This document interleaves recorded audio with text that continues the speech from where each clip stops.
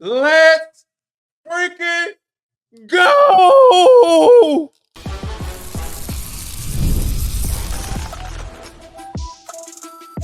This is the Atlanta Sports Party, part of Locked On Sports Atlanta on the Locked On Podcast Network. Your team every day.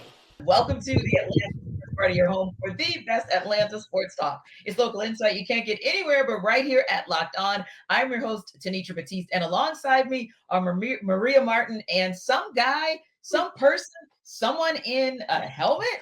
I don't know. The Atlanta Sports Party is part of the Locked On Podcast Network, your team every day. Now, the Braves got good returns from a familiar face and a new one. We'll talk about that and download on someone throwing shade and maybe giving you a little bit of insight into his exit strategy. But first, it's been 8 long years since the Falcons sniffed double digits in getting a QB on the ground. So today is Christmas.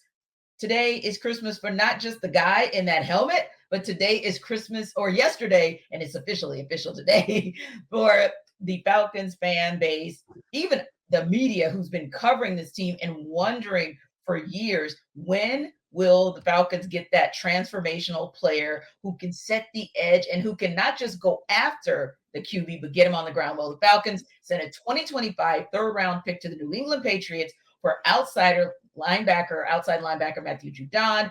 So, Maria, allow me to let the guy on the other side of you No, please. You know, it seems like he wants to say something. Guy in the helmet, what were your initial thoughts when the news came? Well, Maria, it's been a long time coming. You know, when you think about how long I've been clamoring for a pass rusher, and when I got the news yesterday that Matthew Judon is going to be an Atlanta Falcon, as you can see, for those who are listening, I have one of my old helmets on. I'm ready to strap up. I'm ready to go. Terry Fontenot got me excited. Is September 8th here yet? Because I want to see Arnie Ebiketie and Matthew Judon come out there in that nickel package and put their hands in the dirt, or they can get in the 2-point stance. It's all good, baby. Sometimes I prefer you get in your 2-point stance so you can get that leverage and come out that ball. But, if you guys want to get in the 2-point and be comfortable and get up under that tackle's pass and do your little pass dip and rip and get down and put the quarterback on the ground, it's all good, baby. Everything is all love tonight. Wait a minute. I almost slipped up, Tenitra. Yeah, one of those things. I'm trying to get myself in trouble. Yes. I'm super excited. As you all can see. But yeah, it was a long time coming. We haven't seen a double-digit sack person since Vic Beasley. Yes, the last person to get double-digit sacks with the Falcons was Vic Beasley. So, yes, thank the Lord. It is about to go down, and I am too excited, and I can't wait to September 8th. Yes, I'm excited, baby. I'm ready to strap it up. Let's go. Well, Maria, when you joined the show this morning, you showed us something that was kind of a throwback mug. And this feels like kind of a throwback, right? Like you have to go back to 2016 and the Super Bowl run, Vic Beasley with his 15 and a half sacks to really get this excited and point to double digits. So when you think about that cup and you think about guys, that takes you back to like a John Abraham and some of the guys who really, really were a part of that pass rush over the years. And now maybe, Maria, the Falcons have finally got their guy in Judon. What did you think when you first got that news? Okay, well, first of all, you brought up the cup, so I got to show it. It's so cool. It's an old school Falcons mug that I found at an estate sale. And then I've got my Sunday's Atlanta sweatshirt on. Like, I'm ready to roll. I'm so excited. I had actually just jumped off of air yesterday, and I started getting text messages, Matthew Judon. I said, what? Because listen, most of the time, and you guys know this feeling, most of the time when you hear that the Falcons are getting a player in the last couple of years, you're like, but are you sure? Like, is this really going to work? Let's hope it works out. But Matthew Judon, are you joking? This is one of the most proven and elite pass rushers in the entire NFL. You look at the top 100 players in the NFL that the players vote on, he was voted 33rd on that list. This is insane. You're talking about Vic Beasley, my good friend John Abraham. Abe's name's been thrown out a lot, and he is the last person that I really think of when it comes to being a true threat on the edge. This is somebody that you can put in that breath for the Falcons. And yeah, I get it. He's older. Raheem Morris was asked about that this morning. Is this going to be a long-term thing? And he said, it's hard for me to say that with a guy who's happy birthday, Matthew Judon. It's his 32nd birthday today. So for a guy like that, but look at the success he had in the few years that he was in New England. This guy gets after the quarterback in a way that the Falcons have not seen since, yes, Vic Beasley, since you guys said that, but this is a team who's been dead last in almost every statistical category in those categories that we are talking about that he can provide. I can't even get over how excited I am. I've got a bunch of helmets in this room. Maybe I should run and go put one on, but I don't have a visor, so it's not as cool as yours. And that's the thing. Like, that's one of the things that people wanted to throw out there as far as him being 30 plus, and I get it, and I totally understand it. But when you think about having those instincts, he's an instinctual pass rusher, right? He's not the type of guy that's going to just throw all these karate chops and judo, pun intended, on Sundays. But he's the type of guy that's going to have a good feel for where the quarterback is going to be when he starts to roll out of the pocket, and he can be able to pick up those type of sacks. Because I was watching some film, I started digging into the film a little bit. It's just when you take a look at it, you just understand why he was able to get 15 and a half sacks and 12 and a half sacks in back-to-back seasons, and was a four-time Pro Bowler in consecutive years. So those are some of the things. And he had 4 sacks in 4 games last season before he tore his bicep. So the guy knows how to get to the quarterback, whether it's pretty or not. That doesn't matter to me. As long as the quarterback is on the ground, I love to see it. And I like you said, I'm too excited. It's probably because this helmet is like sweat filled, dried sweat doesn't really smell that great. So, at some point I'm gonna have to take this bad boy off. But yeah, I was gonna say, what's the plan? I was gonna ask you what the plan is to take that off. Like, is there a good moment? Are we doing it now? 32 games for the Patriots. Let's throw you in there too. Yes. I'll see if I can take it out of the break to give you guys a little peek into the behind the scenes. So, once we start doing some stuff, we'll take care of it.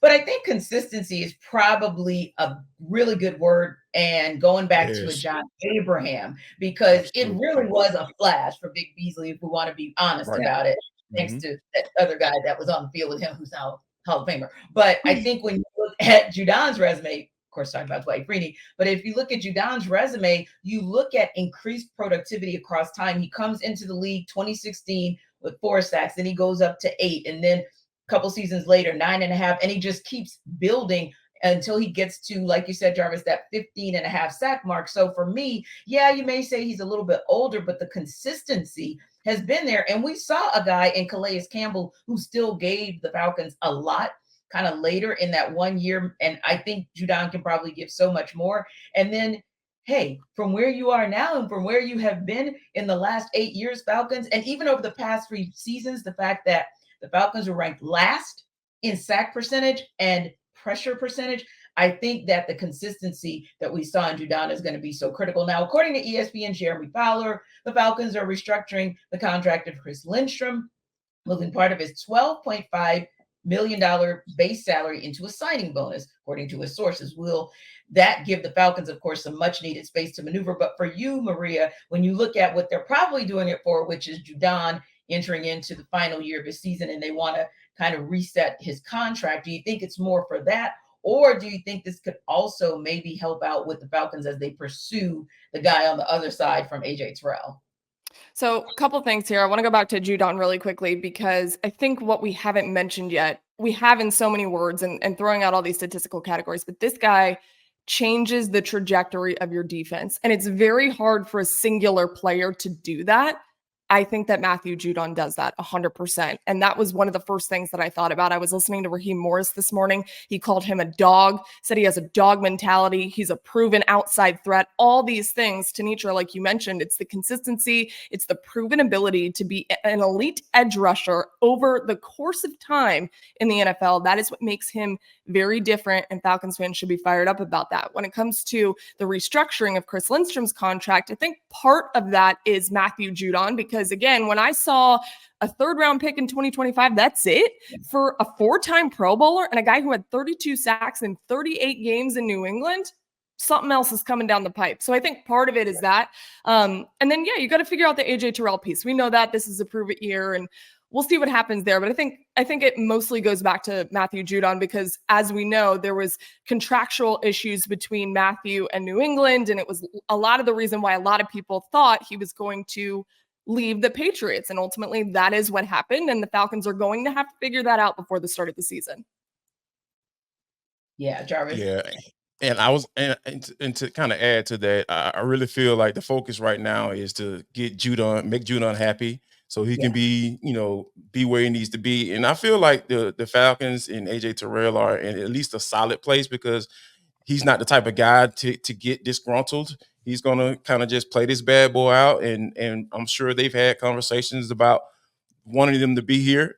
Terry Fontenot has openly said that he wants AJ Terrell. He's an excellent player and he wants him to be here. So I just assume that they're going to get that deal done. But I think right now the focus has to be Matthew Judon and getting him to a place where I'm okay with having a 2-year deal worth $17 million or whatever number they work out, a short-term deal, so he can be happy and get his money. Because that's essentially why we're here right now, because he wanted his money. Clarify, I said AJ Terrell's counterpart. So it wasn't so much about what they're going to do with AJ Terrell, but kind of freeing up money because obviously we don't know still what's going to happen with Justin Simmons, but there could be some possibility to get somebody, out there or kind of build up that secondary a little bit more now that DeMarco Hellams is where he is. The Braves get good returns from a familiar face and a new one Wednesday. We'll talk about it in the deep dive.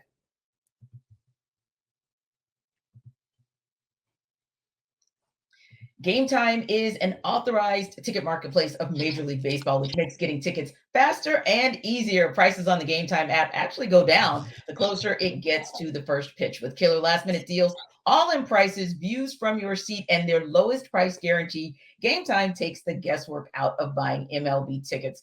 Now, there are last-minute deals that you can save up to 60% off buying those tickets for sports, comedy, theater, concerts, flash deals. Save even more with exclusive in-app deals on select seats ahead of the game or event.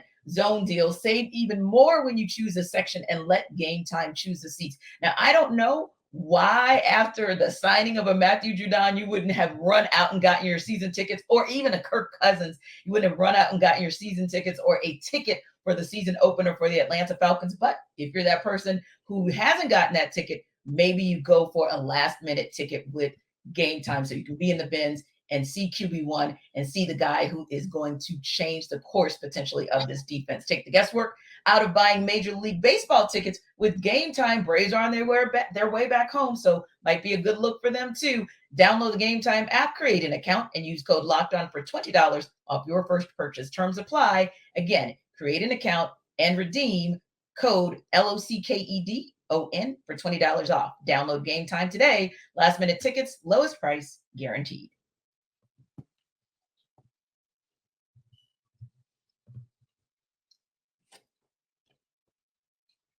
All right, Maria, the Atlanta Braves took the series with a 13-2 win against the San Francisco Giants Wednesday. The Braves got it done with 2 close wins to start that series, but in that third win Wednesday, they actually looked like and made you kind of sort of think about the team from 2023. So for you, was that a reason maybe to get a little excited about what this team is doing? First of all, welcome back, Jarvis. It's great to see you again. I was wondering when we would see your face again. I love that. Yes. Thank you. If you get any other sports attire, please put it on. It was fantastic. For me, I think I'm in a weird place with the Braves. I spoke their praise and said that they would do something special in the second half of the year. And while all of that still may be true, there's not much that gets me excited about the Braves right now. And here's why. Because they've taken us on a roller coaster that I want to get off. I need it to go in one direction. And for a very long time, pretty much the entire season, it's been very up and down. It's been all over the place. And so you have these highs of the game that you saw in San Francisco. They get the series win. They put up a ton of runs. A bunch of guys hit a home run. And then what? Then what? And honestly, that's what I need. I need consistency from the Braves. We're talking about consistency with Matthew Judon. Where is that from the Braves? Because they are the most inconsistent that I've seen them in my time of covering them, and that is what's frustrating. Now, granted, injuries have played a huge role in that, but I'm glad to see them have some of that offensive power that's been non-existent this year. And I think even more so the fact that they're on a lengthy West Coast trip right now. I was really nervous about how that would go, and the fact that they were able to get Michael Harris back, which is a huge piece, which I know we'll talk about. I think all of that is really great. It's hard for me to get too excited, because every time I get too excited about the Braves, they show me something else and something else goes south. So I don't have a lot of faith right now. Right. And sometimes it's not even the Braves necessarily going south with their play. Sometimes it's just the luck of the draw with them with going south. Like Jorge Soler left the game with a right-left hamstring. And all year. An MRI today. And it's like every time, someone seems to come back and it's like, woohoo, we got this player back. Oh, wow. Someone's going, even if it's not that same length of time, like when we lost Michael Harris II. But again, I was like, gosh, darn.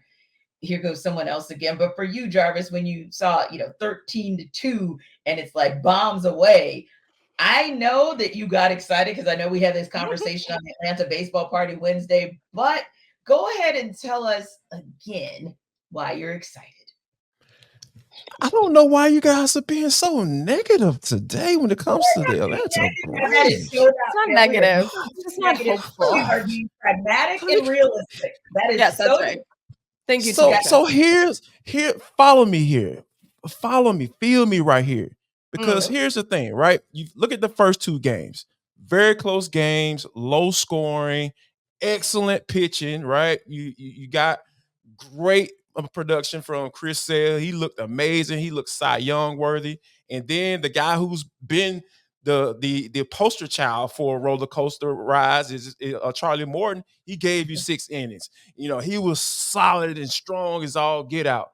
And then here's why the reason I'm getting excited, because we understand I'm used to seeing really good pitching, right? That's the one thing that has carried this team all year. But oh my gosh, when you talk about 4 different guys hitting a home run, and when you talk about a guy that I know we're going to talk about, but I got to mention it, Michael Harris hits a grand salami in the first inning on the second pitch of his at-bat in the first game, playing in the last 2 months. June 14th was his last Major League Baseball game. Oh my gosh. It's the way they were able to win in these last 3 games. That's why I'm excited, because they can win with the pitching, because we know what happened last year. They ran into a buzzsaw in that pitching staff for the Phillies, and all those home runs, that jump went out the window. But guess what? I know that they can win both ways, and they proved that last night. I know it's a super small sample size, and the Braves have been hitting home runs as of late.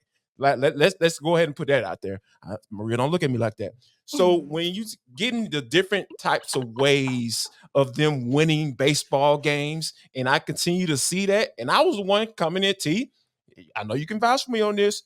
I said this road trip is an opportunity to be able to get back on track, to get to some semblance of a team that competes for the division every year and can be a contender once they get into the playoffs. So I feel like that's one of the reasons. That's the reason why I'm excited. I'm excited because it just makes too much sense for me. Yeah, and I think you should all agree. Yeah, what makes sense for me? Other numbers don't lie. Okay? Agree with me. Agree with me now. Sunday, August 4th, Tuesday, August 6th, and Wednesday, August 7th, and Thursday, August 8th, and Friday, August 9th. All of that happened. A week ago. 6 straight losses. Bringing up small stuff, T. Come on. Small? You off the rails. Not small. Those are divisional losses that when you are in the thick of it, attempting to overtake the right now middling Phillies, all of those wins, then those losses kind of stack up. Same thing with the Brewers. That's still a National League loss that could put you in a position where you're not hosting the wild card series if it gets to that. So to me, those are concerns, as well as the lowly Colorado Rockies. You dropped 2 out of 3. Now, yes, I love the fact that the San Francisco Giants are behind the Braves in the wild card race, although it goes up and down. So it's awesome that you beat them. That was so very critical. But I need to see you 3 straight wins. something Mhm. today. But they That's always not a struggle. lot, Jarvis. Yeah, and they struggle in the businessman special. So let me see what you do today, and then let me Okay. see what you do with the Angels, and then maybe we can have some conversation because last I checked, there's a guy out there who kind of knows you pretty well. So there's that. And then when you come back home, that's going to be so critical for me to see Yeah. what happens in that 1,000%. game against the Phillies. Then when we do this Atlanta sports party next week, then maybe we can have this conversation and it can be a little bit different. All right, all right. I'm going back into a happy place because you guys know I love me some Michael Harris a second. So, of course, like you said, out with a hamstring, strained hamstring since June 14th, made his return in like the biggest way possible, hitting a grand slam, Maria, with his Yeah. first back coming back. How good was it to see him back? Because, of course, we were more excited about what we thought he was going to do in the outfield. And this is what he does at the plate. Yeah, I mean, you make a really good point. You missed him so badly defensively. And so to see Mhm. him hit a grand slam, I was like, wait a second, this Michael wasn't doing this all year. And granted, he had never hit one. He even said that in the post game. And that was only the second home run ball in that ballpark to go out towards the kayakers. And I think a kayaker actually scooped his ball up and he was upset because he thought he would get the ball. Well, it's not coming back, sir. That was a grand slam. So congratulations. No, but that to me was encouraging. You want to talk about excitement and getting excited about something with the Braves, that right there, because what I'd seen from Michael Harris at the plate was uncharacteristic for him to that point up until he got hurt, right? And I Right. spoke to him, when guys get hurt, for people that don't know, sometimes they'll be around the clubhouse. They don't necessarily go down to the farm system and hang out there for, the whole length of their injury process. They can work out at the big league club and all that stuff. So he was in the clubhouse a lot when I would be there, even though he was not playing. And I talked to him about a month ago and just checking on him, just seeing how he was doing. He was like, oh, I feel really great. And you could tell he was excited in that moment. And so to see him come back in such a big moment to say, hey, I'm here. I want to contribute and I want to turn a corner. And I'm tired of being off the field. I need to get to the plate and do what everybody knows he's capable of. And I thought that was, to me, that was encouraging. Not the win, we can talk about being excited and encouraging and all those things. But Michael specifically, if you're going to get excited about anything, it was what you saw from him at the plate, I think, in San Francisco. Yeah, it's just super cool just to see him back in his element because we understand the type of personality that he has, and he had the outline green kind of He's the goggles or best. shades, glasses, whatever. I don't know what he had on last No night, and football helmet like you, though. right, no football helmet. And by the way, my neck is like really hurting right now, so I have to do something about this. I am old. It's just all that is. But when you think about what Michael Harris brings to the table, it's like you said, it's super cool to be able to see him back out there in his element, back out there in center field, and not having to worry about guys misjudging fly balls and all that stuff. So that makes my heart happy to be Yeah. able to not have to worry about routine stuff going awry. So for me, this is good. This is really good for his first game to come back and hit a grand slam. And McCovey Cole, that's pretty cool. Yeah, Yeah. yeah, Yeah, when yeah. you're the We're first working visiting player towards to do something. it. Exactly. First visiting player to do it in the Cove. So that's a beautiful thing. And shout out to Grant Holmes, who had a first as well, first major league win with 6 strikeouts in 7 innings in the Wednesday win against the Giants. Now, there's shade being thrown and there's shade being thrown, but sometimes there are breadcrumbs in the shade. We'll talk about it in Around the Metro.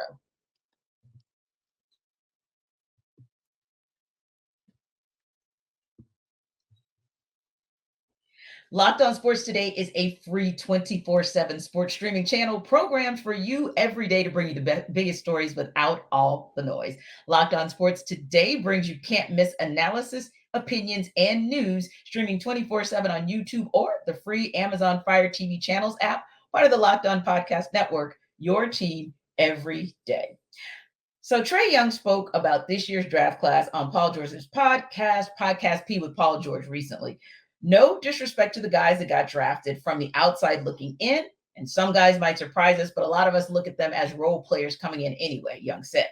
You name the last 3 number 1 picks, Wembanyama, Edwards. You've got some big time names. None of these guys, whether it's Reed Shepard or Alex Sarr, none of these guys, a lot of these guys could be just role players. So you're really trying just to figure out who is going to be the best role player for their team. So, Jarvis, do you feel like maybe a little bit of shots fired there? No. I think it's some honesty in there, right? And that's what we always ask athletes to give us when we talking to, asking a question or having a conversation with them. And I'm not surprised at all that it came out on a podcast with another player because that's just how it works. Like they get a little bit more comfortable and are liable to say something that may get people a little riled up because let's take a look at this draft. Is there anyone that you can say as of today, right now, that says, "Oh yeah, this dude is going to be a game changer. He's going to be the face of the NBA franchise that drafted him"? I can say Mm-hmm. that. But what you can say, given from the potential talent level, we know the NBA draft is geared towards that more so than ever. Since I've been on this earth, and you say to yourself like, okay, how can this dude contribute in his rookie season? And that's being a role player. Because if you're not the face of the franchise, you're a role player. So it's not too many positions to choose from. So either you're a face of the franchise or you're a role player. So for him to come out and say that, I don't feel like it's necessary throwing shade, even to his teammate who was the number one overall pick in Zachary Risachet. But he's saying, hey, this is in this first year, more than likely, you're going to be a role player. And then you never know. 2 or 3 years, we may be looking back on this draft like, oh man, I did not know XYZ guy was going to be this type of player. So yeah, no, not shade, not shade at all. What do you think about those comments, Maria? I think that people take what Trae says the wrong way a lot. And that's sticking up for Trae a little bit. And I think because he's made some really contentious comments over the last year or 2 years, True. people hear that and they're like, "Oh my gosh, he's out to get these rookies and whatever." I don't think that's what he meant. I think I'm kind of with Jarvis here that which hey, we're agreeing. Look at us. We agreed. Um I think Yes, you were yes, frozen for a finally. second. I was like, "Oh no." Right? But Is he mad? I know, I was like, "He's mad at me."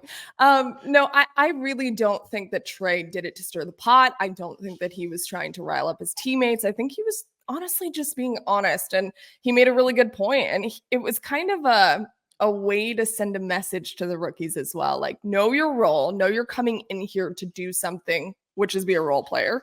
And that's what we expect out of you. And I didn't think that it was anything less than that. I just think that his words get twisted a lot.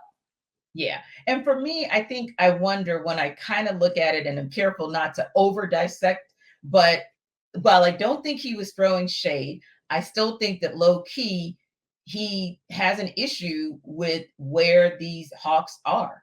Because when he Good called point. out, yeah, because he said you've got, the last couple of number one picks. So he mentions Wembenyama, he mentions Edwards.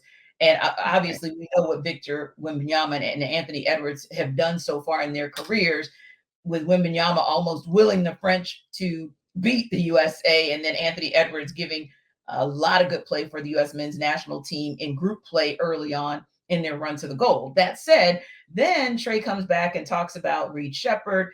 He says he's going to be a hell of a player. Alex Sarr didn't play well in summer league, but is going to be a hell of a player. And then he says a lot of these guys could just be role players. Now, granted, in the quote we have, he does not mention Zachary Risachet, so I want to make that Okay. clear. But he is talking about top picks and how they're going to be role players.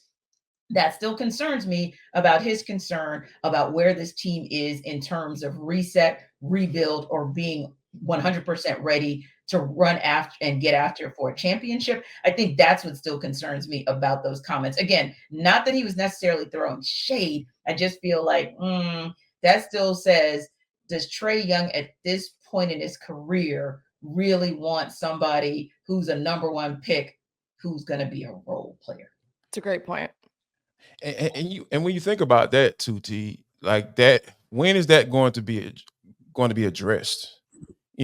For me, I feel like superstar your team, and not necessarily. I know T, feel Trey can be a little passive aggressive, and I'm with you on that. Mhm. And for me, I don't want my so-called superstar or face of the franchise to always be wondering, like, why should he be wondering? He shouldn't be wondering whether or not, you know what his role is or what he's going to be going forward. Or I know he's under contract, and like, okay, you bring in this number one pick. Everybody's looked at this draft, mostly everybody, 99% of everybody who looked at this draft and the talent that's in it, and they said, yeah, it's some guys that going to be role players. They can be some really good ones, or it may be one or two that may pop in the first round and be like, you know what, these guys you can build your franchise around this guy. But as of right now, that's not necessarily the case. So when you have that going on, so do you even want to be in this draft? Do you want to trade that number one off pick to bring in a guy that you know what he brings to the table, or can you go get the guy that he's talking to on the podcast and Paul George and said, hey, man, we want to win now. We're trying to compete. But, it's unfortunate that he has to do it in this manner because you have a franchise that not necessarily want to reveal outside of just their actions what they're trying to do. I think for me, you guys both bring up really good points. And I want to circle back to the Falcons and I'm making this comparison because we've talked so much about what's the incentive for players to play for the Hawks? Outside players, right? I'm not talking about the draft. So what's the incentive for them to play there? And I think that's where Trae's frustrations come from. There is nothing attractive about coming here right now because we're consistently a play-in team. We don't have any superstars. I'm sure he would say, albeit aside from myself, on this team anymore. And so we don't have anything to get guys to come here and to change his franchise. That's where his frustration comes from, I think. And so going back to the Falcons, look what a proven veteran franchise quarterback does for your team. I cannot say that enough. There were a lot of people who were upset about Kirk Cousins coming here. You don't get a Matthew Judon without a Kirk Cousins. I will stand on that until forever. You do not have that happen unless you have other players that they want to be a part of something special with. And so I think that's where his frustration comes from. And look, I get it. And all three of us have shared our frustrations as well and kind of just running the circle and running the gamut on what's going on with this franchise. So while there may not have been shade, Tenitra, like you said, I'm with you. I don't think there was shade. I think you make a really good point. It's him secretly and very quietly addressing some of his frustrations and continuously doing that because we know he's done that a lot this offseason. Indeed. And this is not an affront to Landry Fields. This is a compliment to Terry Fontenot that I know we didn't get around, but I know the three of us agree. We saw, that's it, Terry. That's it. We knew you were up to something. We knew you were cooking, but we didn't know quite what you were cooking. We heard about Justin Simmons coming in for a 2-day workout and meetings, and all of a sudden, Matthew Judon appears and he's a Falcon. And like you said, Marie, it's because that word has gotten out about what they're building up there. I'll go back even last year. Calais Campbell. Yeah, he only stayed for 1 year, but the high praise that he gave for the year that he was here and all of the players that have come, person after person. Kevin King said it yesterday on one of the local radio stations. He talked about the fact that when he saw that Kirk Cousins was signed here, not that that was like the defining thing for him, but he was like, oh, wow, they're really doing something down there. So right, exactly. So again, this is no affront to Landry Fields. This is just more complimenting Terry to say, hey, we totally see what you're doing. And that's good stuff. And speaking of totally seeing what you're doing, we see you. We saw you, Ryan Howard. She, of course, was 3x3 for the U.S. They took home a bronze medal, and that was amazing. And of course, she and the Atlanta Dream get back to action along with the rest of the W tomorrow against the Seattle Storm. Thanks to our everydayers for making the Atlanta Sports Party your first listen of the day. Be sure to stop by Locked On Hawks for your second listen. And be sure to like and subscribe to our YouTube channel. We're also free and available wherever you download your podcasts. We'll see you on the Atlanta Football Party Monday.